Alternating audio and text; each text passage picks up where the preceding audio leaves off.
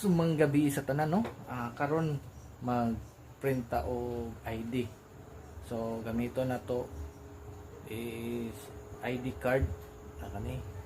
Mo ni siya, ID card printable. Tapos ang gamito na to nga printer is ang L8050 sa Epson L8050 tara oh.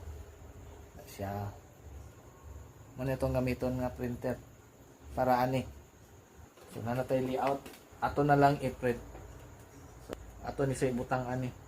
So first time na to mag-print ani no. First time na to nga magamit aning materials. I-direct na to sa ID card. O bag-o po dayon nga to nga Epson L8050 nga printer na siya. So mao na siya. So testingan na to ni. Tara.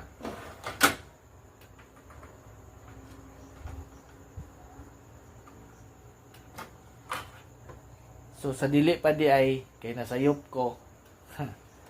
First time ang gud na to, no? Di ba? Pasensya na gyud kaayo. So ang una natong buhaton is ato sang padagan ang atong i-print. So makita ninyo na karon ha. Ano yung printer?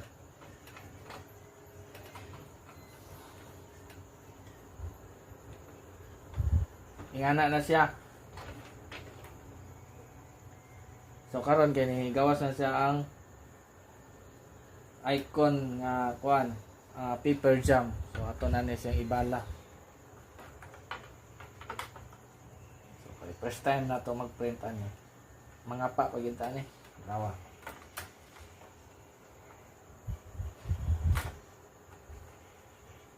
Di na masulod. Ito ibalik og sira. Man masulod.